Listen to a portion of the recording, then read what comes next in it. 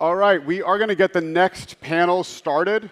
As I mentioned, we are going to be talking about how to prepare your platform for agentic commerce. I'm really thrilled to welcome to the stage an expert, someone who's really been leading the charge on this topic at scale. Ryan Pritchard is the SVP of Engineering and Agentic Commerce at PayPal. So everyone, please give a warm, warm welcome to Ryan.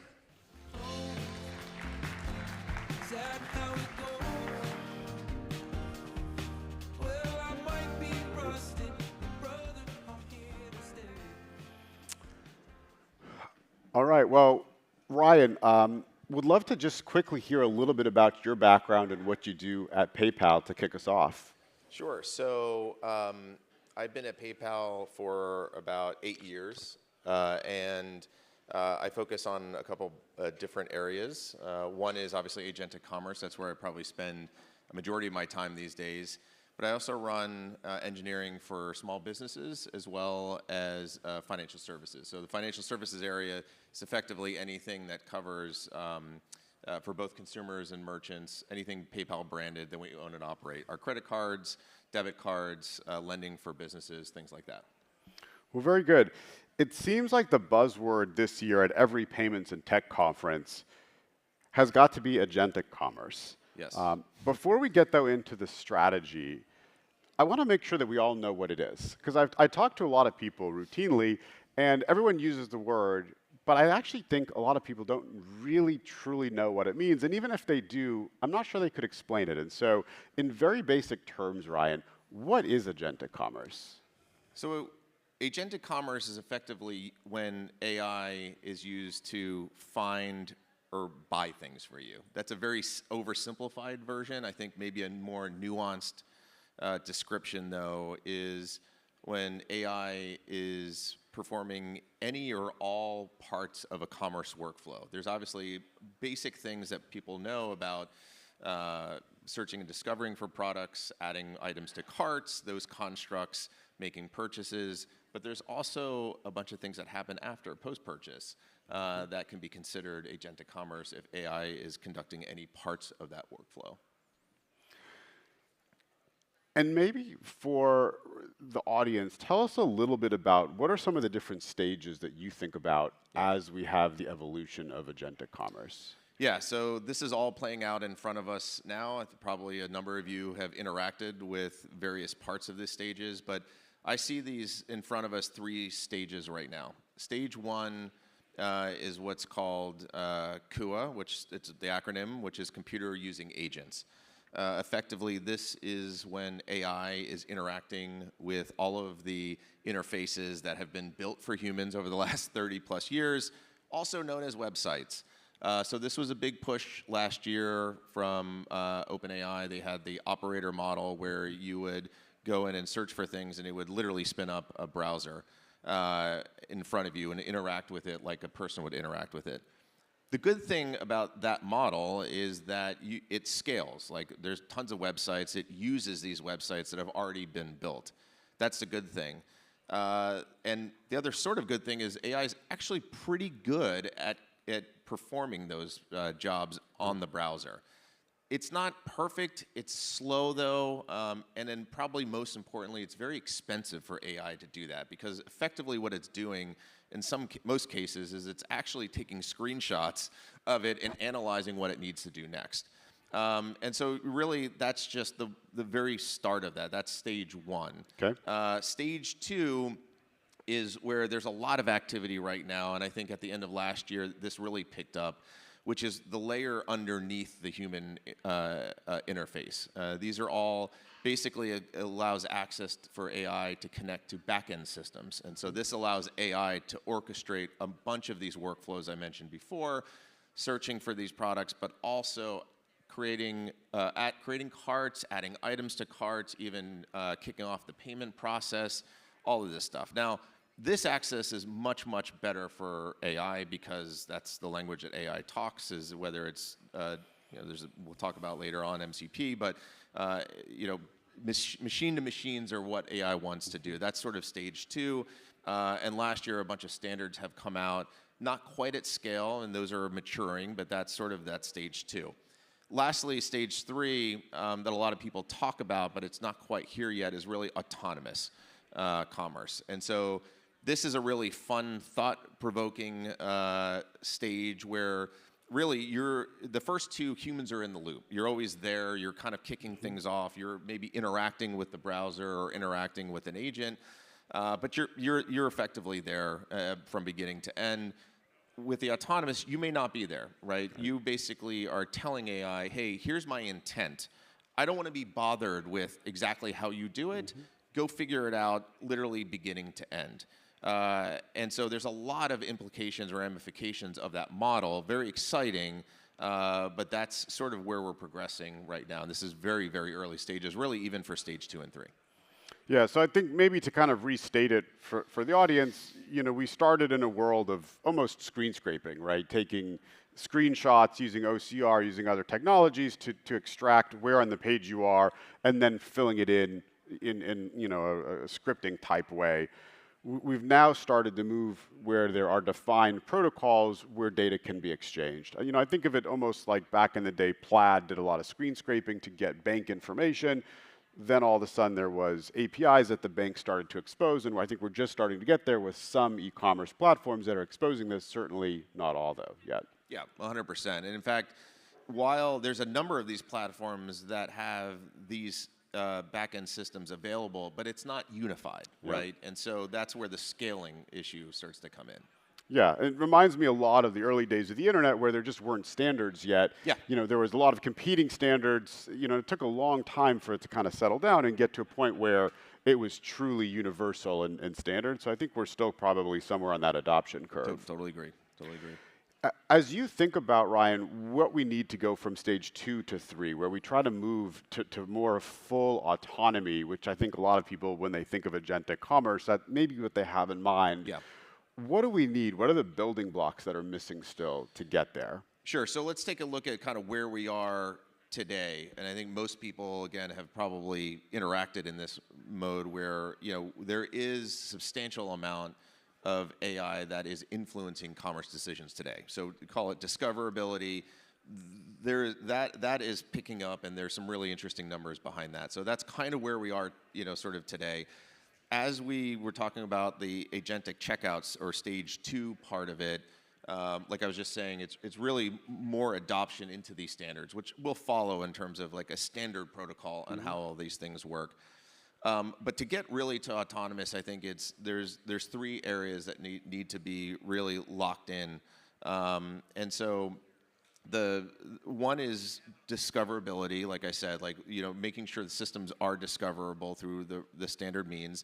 Number 2 is authorization and consent. Okay. And this is, again, in an autonomous world, this is a very important thing because you need to record, if you're not in the loop, you may not see everything happening. So how can I store exactly what the person wanted to do versus what actually happened, and all the consent that goes with that. And then really 3 is, even once you figure out those 2 steps, nothing's going to go perfect, something is going to go wrong. And that's where liability really sort of comes into. And so that's a big thing where there's a lot of activity happening, but really none of the frameworks and structures account for agents. They're always assuming, like CFPB, Reg-E's, all these things, that person's actually in the loop. Right. We'll get more into that later. I know PayPal has a lot of broad data points and viewpoints into the market. Are there any numbers that you're able to share with us in terms of adoption? Yeah. So we'll start with some of the data from this past Black Friday, Cyber Monday. Again, it's only 5 days, right? But there was about $3 billion in AI-driven commerce that happened in that amount of time. For the platforms that have been around for even the previous year, that's like an 11x from the previous year. So last year was like a wow moment, I think, from that standpoint. The other thing is familiarity. As like I was mentioning, a lot of people here probably have already engaged with things like ChatGPT for discovery of products. Market or like US-wide, that's about 40% of Americans have actually done that in one way or another, where they're using AI to help make a commerce decision. 60% is actually across Gen Z and millennials. So you get a lot of, even in those cohorts, they're really huge. And so they're already beginning, they're starting that journey, right? If you look ahead, some of the reports I find interesting are not even that far out, a couple years out, 3.5 years out at this point. Deloitte is predicting about 25% of all e-commerce will be done agentically, which is about $1.7 trillion. So 3.5 years, that's like pretty bonkers. It's pretty surprising. So we also actually just did a survey with our own merchants actually around this as well. We released this today, in fact, and we did a couple thousand of our merchants. And it's very similar, where most of them do feel like agentic commerce is here in one way or another. And the interesting thing is the thing that they're most concerned about is trusting agentic commerce. And this goes a little bit to what we were talking about before. The interesting thing that I learned, though, from that survey was that the ones that don't trust it as much are the ones that are leaning in more, which I think makes sense. So they're really engaging in agentic commerce. They're researching it. They're partnering with some of the platforms to make their products go live, and actually even in that stage 2, really leaning in there. But they're also worried about liability. But what I think what they're betting on is, hey, if I lean into this, I may be able to influence it, number one, and two, on a relatively low scale, because again, humans are in the loop a lot right now. You can work out some of those kinks early on. Don't sit back and sort of wait. Yeah. So to zoom out, on the scale of global or even just domestic commerce, $3 billion is still a tiny number, right? I mean, we're talking trillions of dollars annually that gets processed. Not even a rounding error yet. But I think what's most interesting, though, for 5 days. And that was over for 5 days. That wasn't even 1 day. I think what's most interesting, though, to peel out of that is the growth rate, right? And we're seeing huge growth. And so I think if we zoom out far enough, we're going to start to see up and to the right very, very quickly and exponentially. And that, I think, when we look at the Deloitte surveys and others, that's, I think, what they're glemming onto. And so we're I think, in a lot of ways, right on the cusp of it. Yeah. And so, let's kind of move forward. How should we be thinking about the scale of this disruption? I mean, in the future, think about a fitness studio, with scheduling. Think about other, consumer interactions, even beyond just e-commerce. Because I think e-commerce is one thing. You're going online, you're asking ChatGPT, what is the best cookware? What are the best linens? Those things for kind of broad discovery. But as we kind of think more about your day-to-day interactions, how do you think that that's going to manifest? And how should platforms be thinking about that more specifically? I think the biggest thing is to focus on, this is really a mindset change, right? If you think about the evolution of commerce through human history, it's always between humans, right? And so when you think about, especially from a platform standpoint, if you're readying your platform for agentic commerce, you now have to know what agents want and algorithms want and how to optimize for this stuff. And so I think that's really the biggest mindset shift there, is to say, okay, it's really fundamentally a completely different audience from that standpoint. And when you start leaning into what is happening in the market, a lot of people will say, and I do believe that it's constant news. Like I'm constantly even updating my talking points for today because something new is coming in, right? Yeah. But what you start to see is that there is a little, like a stasis point where, like, you can't introduce any more protocols. Like something is going to start to kind of circle around. And even in some of the main ones right now, there's fundamentally 2 big winners right now, and we'll see how that sort of plays out. So while there's a lot of activity, if you can kind of hone in on the things that you need to some of the winners that are coming out and start to partake in there, I think it's really interesting. I think what we see right now is that the main focus for these, even in the protocols and the autonomous pieces, it's mostly retail, like goods based. Okay. And I think there's a huge opportunity for service based for sure. But that's where that focus is going on, that we see sort of right now. So. Got it. I want to drill into 2 points there. The first is you mentioned there's two competing protocols. Yeah. Can you just share a little bit, at a very high level maybe, what are the two protocols and what are some of the differences between them? Yeah, so let's talk about the different stacks of protocols happening in there, because it's not, you'll hear protocols a lot, they're not all necessarily solving the same thing. I think the most ubiquitous one protocol was rolled out last year by Anthropic. That was MCP, which is Model Context Protocol. And effectively, this is what's referred to a lot as like the USB of accessing LLMs, LLMs accessing your systems. And this is, in Maslow's hierarchy, it's one of the first things I would say you should know and focus on, because it gives really any LLM access to understand the context of what your company provides and also the tools that you can provide. So when we talk about that next layer underneath the human interface, that is like your key to it. In fact, if you take a look at what ChatGPT and OpenAI are doing with their protocol, they're leaning very heavily on MCP in their ecosystem as a way to actually bring customers to you to complete the purchase, right? So Maslow's hierarchy, MCP is sort of number one, and that's just, again, commerce, non-commerce related. It's just having LLM access and interact with what you're doing. Then you get into the commerce stuff, and the first one is like just general commerce workflows at a high level, and that's where the two most popular ones are ACP by OpenAI and UCP by Google. And again, mostly retail focused, mostly can do the same thing. Actually, to throw some more numbers at, when I said like a lot of the stuff isn't yet at scale, I think over the holiday, they had maybe 30 merchants that were actually live on it. So it's actually, again, it takes a while for merchants and everything to get on there and onboard. There's all this, there's changes that need to happen. But that's at the commerce level. Then you get into the authorization sort of protocols. And this is, at PayPal, we worked with Google on the AP2 spec. And this is basically how to move money around across different agents. And there's overlap in between them. Then there's other protocols that are doing other things as well. But those are primarily like the two most popular ones that are happening right now. And so how should platforms and merchants think about that? Are we at a place where they actually need to implement both because there isn't one standard yet, and to kind of have broad coverage, you just really need both?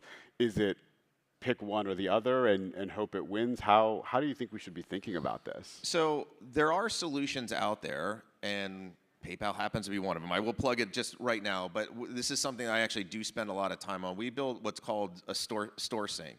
And the idea is that you integrate once with us, and other people can do this as well, but just the concept I really am a big believer on, which is you integrate with things like, and I'll use retail as an example briefly, but like your product catalogs and your systems or your order management systems, and obviously, if you're using PayPal for payments, it's already there, right? But the same could apply for service-based things as well, as if you're a scheduler, et cetera, et cetera. So anyway, you integrate there, and then we take care of all the other different protocols. Because, like I said, last year, while OpenAI made a huge announcement around ACP, there was very little onboarding. Some of these companies are learning commerce for the first time and how to build around it. Right. So we've done this for quite some time, and we can help facilitate that. And that's something that we're really spending a lot of time on, really just making sure what we call all of our merchants are agent ready, right? And there's a lot of other layers in there, but I would say, that's one way that you get a lot of leverage, and you connect. Now, this pattern is nothing new. We actually acquired a company in Israel last year to help facilitate this. This company was Symbio. They do this for marketplaces, right? You connect into your product catalog, you have access to all your commerce systems, and then it's distributing into different marketplaces, right? Again, the difference though is that now you have to distribute it for agents, which is fundamentally sort of different. So I think that's the way to go. And as these things mature and everything, like, you don't really have to worry about it. You know what I mean? You don't have to worry about necessarily onboarding to these other players. It's just sort of there. We just recently announced a partnership with Meta. Same thing, same exact thing. So, and they happen to be using one of the two standards. Yeah, so it sounds like really there'll be an enablement layer, whether it's from PayPal or someone else, to kind of navigate at all the different layers of the stack, competing protocols, how they interact with each other. Yeah. Basically, leave it to the pros. Let an enabler really handle it, unless you're just at absolutely massive scale. Yeah, that's the key thing, right? And the nice thing actually is, to that point, Joshua, like a lot of the interactions that we have with these companies, because we have direct relationships with the OpenAI, Google, and Meta. Their main focus has been large enterprises, right? Because they kind of, like, if you think about starting your marketplace, you want like big brand names, you want all this other stuff. The nice thing is the work that we're doing for them applies perfectly for smaller people, right? And I run engineering for SMB, right? Those are my those are the people I like to make happiest, right? Yeah. And so it's almost like the Tesla model back in the day. You build the $300,000 Roadster, but eventually you get down to the Model 3, and all of those people putting the investments and R&D into it get to take a sort of advantage of that, which I think is really great. Got it. Let's talk a little bit about discoverability. I vividly remember back in the day when Google Shopping first came to light. And at the time, I think many small merchants were super excited, because all of a sudden their products could appear alongside the Best Buys of the world, or along the Costco's of the world, or whomever. There was kind of this awakening almost of access to smaller merchants. I'm hearing in a lot of ways now a lot of fear from small merchants in particular around discoverability, because now you're taking a Google Shopping aggregator model almost to the extreme, where an LLM can kind of see almost any product, and there's a lot of worry that, is it just going to be the cheapest product wins? And also a lot of the value adds that are added during the checkout process you don't have access to, and a lot of the margin in retail oftentimes comes from those add-ons, upsells, things like that. And so how do you think about discoverability, both for SMBs, for larger retailers, but also around the checkout experience, and the fact that you're being disintermediated by LLMs at this point? Yeah, I mean, I think I would flip it around. I think this is a perfect leveling playing field opportunity for small businesses. I mean, if you're really honest with things like SEO and everything, like, I mean, small businesses have no chance compared to, like, they don't have the money to get in front of, like, the eyeballs for people right now. The interesting thing is when we think about, it's like gone are the days of SEO, and now it's AEO, right? It's all about agents. And this is a real thing now that we're seeing, right? Just a couple numbers that I find really intriguing. Google right now, 48% of their searches flips over to the AI overview page, right? Guess what that does for click-through rates in the old search? I mean, it drops it by 60%, right? So you're like, okay, well now, like, these guys are paying a ton of money and you're getting on page one, like you're not even seeing. There is no page one anymore. There is no page one, it's right? A page it's actually zero. Like down the fold a little bit, but you're right. Like, fundamentally, like that's sort of effectively gone, right? So you see that starting to evaporate, and what the opportunity then is to be like, okay, well, like now. And everyone, this is a big driver in when people are using LLMs in commerce, is that they are now very intent focused versus like product focused, meaning like, okay, this is what I'm trying to achieve. Mm-hmm. How can I actually, like, now what's the best thing for me? Yeah. And so what you start to see, to use the Google analogy, is that, of course, like, your marketplace spec, your files and everything, that's still standard. But what's happening right now is companies like Google and other people, like, actually that's not good enough. There's a lot of other attributes that we need to really distinguish between products, right? So again, like, this is in some way a little bit of a leveling playing field. If you can really organize your data really well and add a bunch of other data and attributes, keep everything real time or near real time, like inventory, what starts to happen is that agents wind up being good at deciphering those data points. Could be a differentiator, right? And the agents don't care if you're large or if you spend a ton of money on SEO, right? If you have your stuff together, and another big pattern that's happening is looking at your reviews, right? I mean, obviously, like, this stuff matters, like, and so they're really good at multivariate analysis. So they can look at you and who you are to say, are you sort of trustworthy? But if you have everything together, you can show up. There's no reason why your product won't show up, earlier in a search for like LLM, right? And then you grab the customer, and then you can sort of go from there. But like just going back to what this means from an AEO standpoint, tangibly, is having the things that people like your websites and everything be machine readable. What does this mean? Well, AI can, to your point, Joshua, like they can scrape your website, but it's still like error prone. It's not great. Sure. There are new standards and formats. They've been now around probably at least a year, if not longer, which seems like forever. But to help LLMs understand the structure of your website, right, yep. And understand in files called like Markdown files. So you can have other pieces of your website that are just tailored to that, and that really helps out. And like I said, on the MCP side, that gives you the gateway for any LLM to interact with your business as well. Very good. Let's talk a little bit about beyond e-commerce. We have a lot of vertical SaaS attendees here who are more on the services business. They don't sell a product, they're really selling a service. How should they be thinking about agentic commerce? I think in the same way, right? Like you want what you do very discoverable to LLMs, for sure. Now, I actually think vertical SaaS has even a bigger opportunity for disruption and to win against your competitors in this, because if you think about the vertical, there's more parts of the workflow in service-based pieces that happen on your websites than like an Amazon, like for retail, right? Like there's like 2 clicks and you're basically have whatever you want. Done, you know what I mean? Like, okay, that's not that interesting. But in the world of agentic, for service-based business, you usually have like scheduling, right? Yep. And other aspects that need to be dealt with, right? And so there's all of that stuff causes friction. I mean, it's necessary, right? Like you need to figure out what you're actually, like what time that you can actually book based on availability.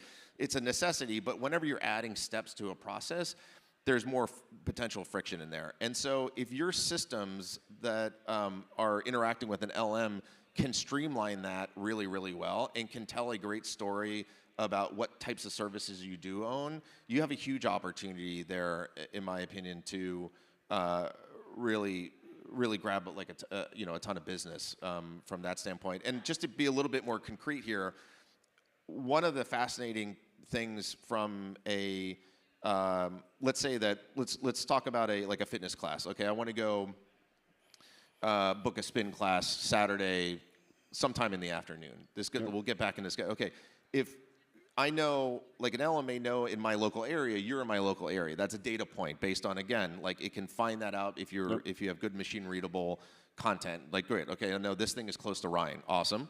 Now he wants this time. Now what's going to wind up happening is the agent is going to look at a couple other things, right? It's going to say, okay, well, it might look at my schedule and say, okay, when am I available on Saturday? Then it's going to go check your systems and say, okay, do you have any of these times available, right? So if all of that stuff, if you can anticipate sort of that flow back and forth and make it extremely highly performant, then like it's a great experience, you know what I mean? And I think those are things that will really help, grab more business for you as a platform and as a business. And one interesting thing we're seeing also is you can have agentic commerce on both sides, right? You can, as a consumer, you can use it as a tool to go book a spin class, to go buy something, to book a trip, but you can also use it as the merchant to assist. And so I think, as you think about workflows, think about field services. You're getting a fence built in your yard. Think about all the data that has to happen. There's availability, there's the local zoning regulations, you might need a permit, there's what type of fence it is, it's how big. You could use an LLM to pull satellite imagery and figure out how long is the fence, where are the breakpoints, where do the gates need to be, all of these different things. So, I think it'll be very interesting to see, especially a lot of the vertical SaaS companies in this room, how you're able to leverage the data sets you already have and bring that as a core differentiator. And that's, we talk about durability and resiliency, having those long data sets of decade worth of fence builds, for example, that you can then use to build predictive models, I think is really interesting. And so I think, we'll see, we talk, most conversations I think are still very much focused on the consumer use case of go buy me a widget, go Yep. buy me cookware, go buy me better, bed linen, something like that. These very complex, field services or B2B type transactions. I think we'll see how that evolves in the Yeah, next couple of years. Josh, that's a great point. I do want to add on to that because I think it's such a great point. Is that it may seem overwhelming a little bit about like creating your own predictive models. Like what's really a huge win is even just giving it the context. Like if you give models context, Yep. general models, really good context, and we see this internally, like on our development teams, on how you can scale coding. Like, there's little magic there. Of course, you can fine tune things, but you can also just say, hey, if I leverage this data and provide it into the model, it does a really, really good job. You know what I mean? So, my push would be just to encourage you to start learning about how to leverage that. And another area that I do focus on is like the operational side for small businesses. Yes. This is so perfect. This is such a phenomenal area for just general AI, right? I mean, just think about, especially in the field work is a great example, right? Like how many times you have to respond to text coming in and like Yep. just facilitating, having like an Uber inbox, Right. type of thing. And like so much help can be done there.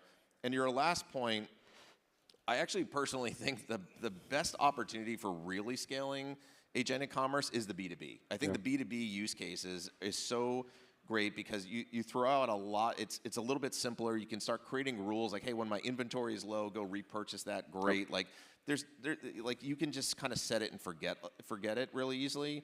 So I think it's a great opportunity that you called out.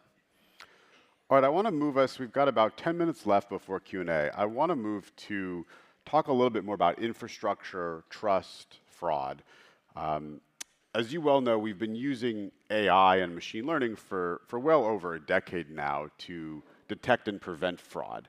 In fact, historically, the models we've always trained is to find agentic type behavior, right? If you're expecting a consumer to transact, if you see a robot or a computer doing it, that oftentimes is a sign of fraud, especially high velocity attacks. And so a lot of the models out there around fraud prevention are trained to stop effectively agents. Although, 10 years ago, we didn't call them agents, we called them other things. And so how are you thinking about the shift that needs to happen? Because now there's human behavior that we still want to make sure gets through. There's good agentic behavior that we want to make sure gets through, but historically we wouldn't let. And there's also all the bad guys that are using really cheap LLMs now for fraud purposes. And so how should we think about this? Yeah, it is. It's a great point. I mean, I've spent a lot of my time in the past trying to keep bots out, right? And now you're like, okay, well, like that's now different. Like fundamentally. Now you want them in so they can buy stuff, exactly, right? Exactly. So, and actually, I think this is where some of the protocols and infrastructure are really helping out a lot. And so, like, a big part of identifying, the first thing you need to do is sort of identify, like, like, is this a good or bad bot? And what I mean by that is that, and there's some great, like, Cloudflare is doing a great job in this space where the overall theme is, okay, you got to go register your bot. Okay, so now you have a little bit more of an identity that these bots have, right? And again, going back to like the way that like the early internet worked, effectively it's almost like registering for a cert back in the day of like, and this is how all secure transmissions happen, right?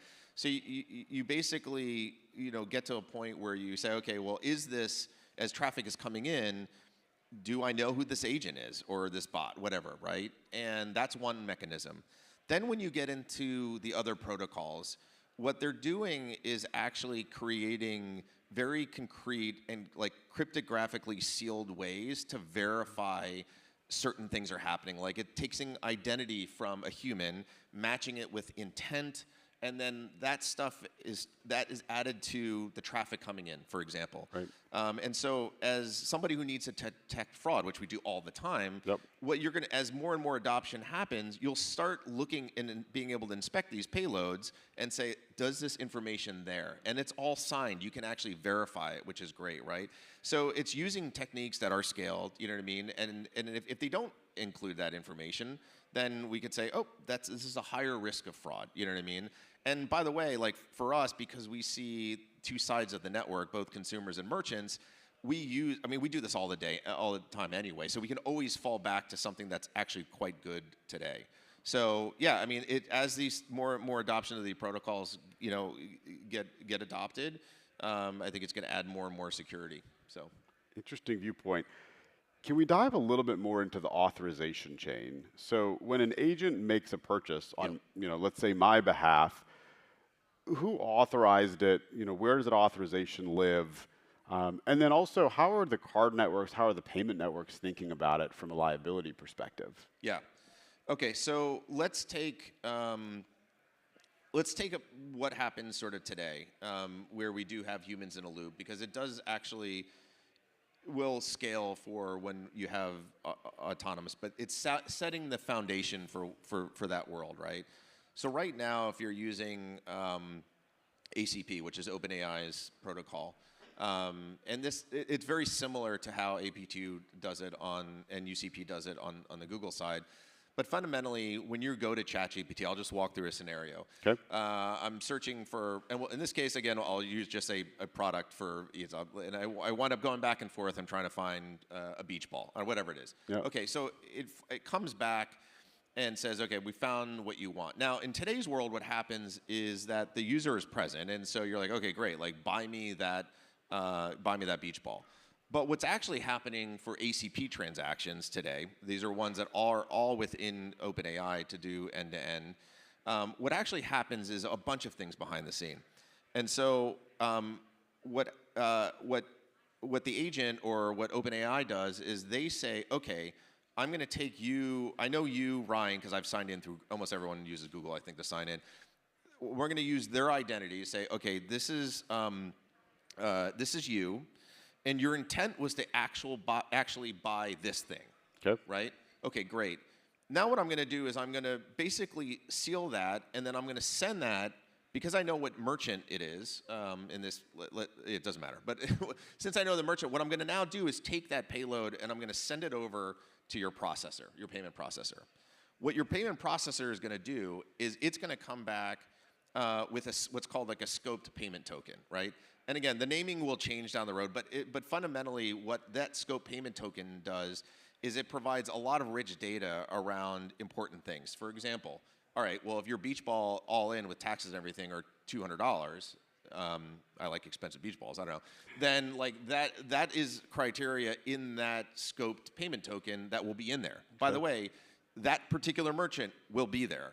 And the duration of how long that token lives will be in there as well. So all that comes into play when it gets passed back to the agent. The agent then will basically send that information back into the merchant, and then the merchant will then say, okay, thank you, I'm going to send it, like I'm going to process it like I process every other token, and then behind the scenes, the processor that supports that will verify all of that stuff and be on your way.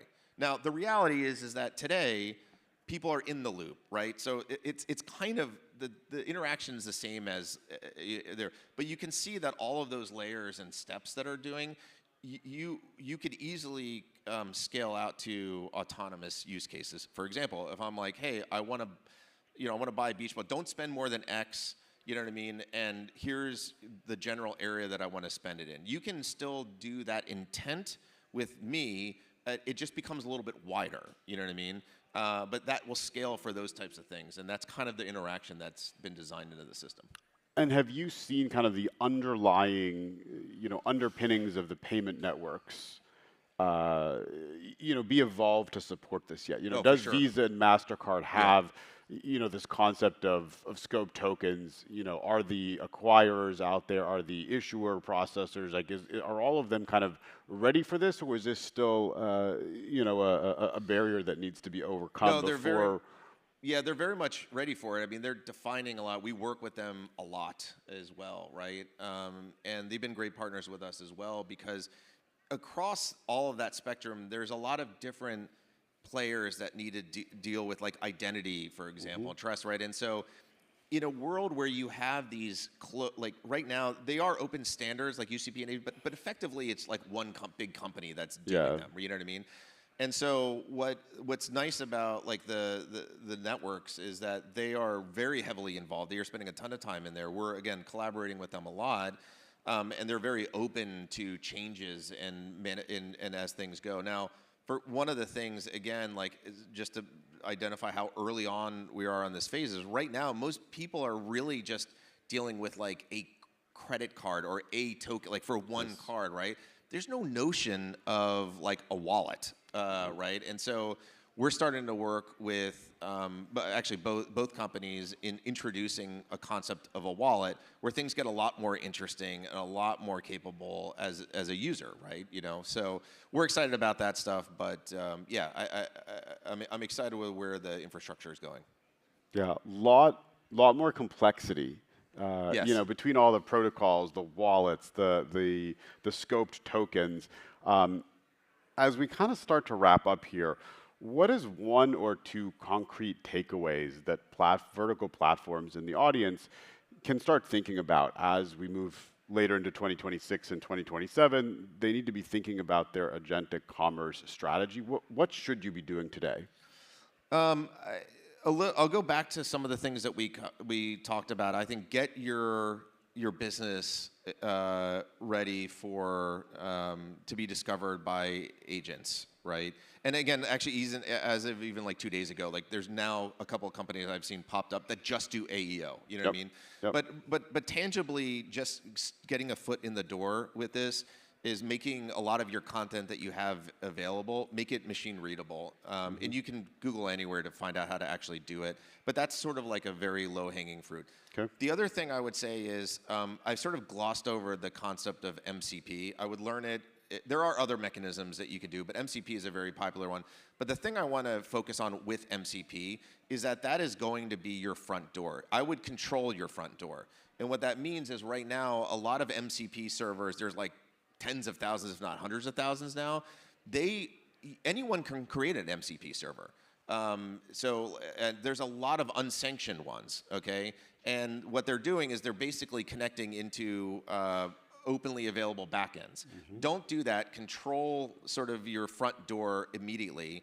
And just even if you have like one tool available to begin with, like searching, do it.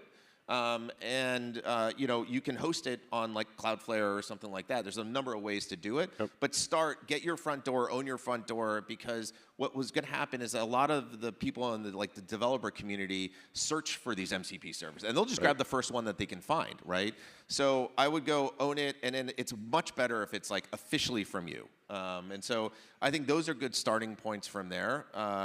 And reach out to me if you want some help on anything connecting with other LLMs. I love talking about this stuff, and I do take a very objective view. I'm happy to funnel you in any direction that makes sense for your business, but I do get excited about some of the stuff that we're building.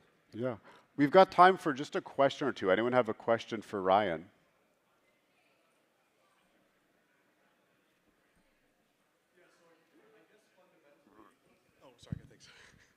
This is much easier than screaming. Yeah, thank you for that. Yeah, of course. I have terrible hearing, so I would have just nodded my way through the answer. You did a great job leaning in.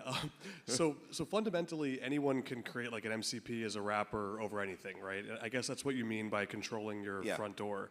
Are there other aspects besides, say, being first or making it official or more public that can help, say, defend an MCP or make it more useful? As it relates to kind of integrating with partners? Yeah, I think the key part is get the word out there that you do have an MCP server, and I would treat it like keep growing it. You know, don't just like put it out there and like leave it. Keep fostering that and actually look at the analytics. Like if you want to know like, hey, how is agentic commerce working? Like that's a great indication of how engaged are people. You know what I mean? So, you know, pushing this stuff through. Reddit is a good community to really kind of push that. You know, hey, we have an MCP server. Like, just FYI. There's other ones when you do build MCP servers, you can claim it, and it's like that. It's from official. It's officially yours and everything. Do all that work now and actually get involved in it if you're not already involved. It is, by the way, super easy to do. And you can scale it around easily. So I highly recommend doing it.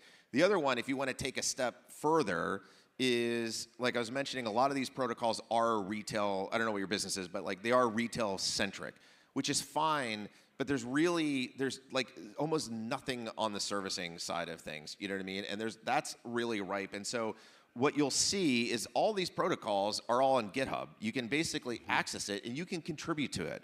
So if you really want to geek out, you can kind of help shape the direction of where that actually goes once you have your MCP server up.